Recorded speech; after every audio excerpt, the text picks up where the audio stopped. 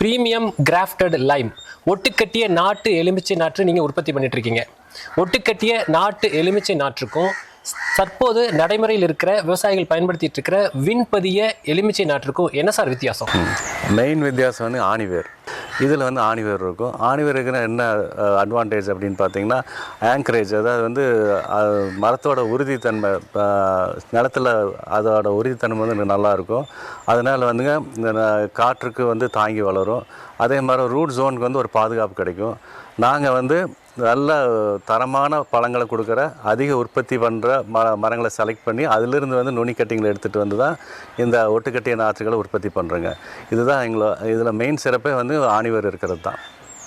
ஆணிவேர் இருந்ததுனால உன்ன பலன் வந்து காய்கள் இந்த பழங்கள் எல்லாம் வந்து இல்லை, அதான் வந்து ஆணிவேரில் நிறைய அட்வான்டேஜ் இருக்குதுங்க.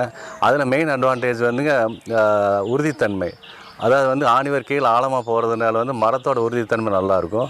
அது போக வந்து வேருக்கு வந்துங்க இது நாட்டு ரகத்துலேருந்து விதையை எடுத்து அதில் பண்ணின நாற்று அப்படிங்கிறதுனால வந்துங்க அதுக்கு வந்து நோய் எதிர்ப்பு திறன் கொஞ்சம் நல்லாயிருக்கும்.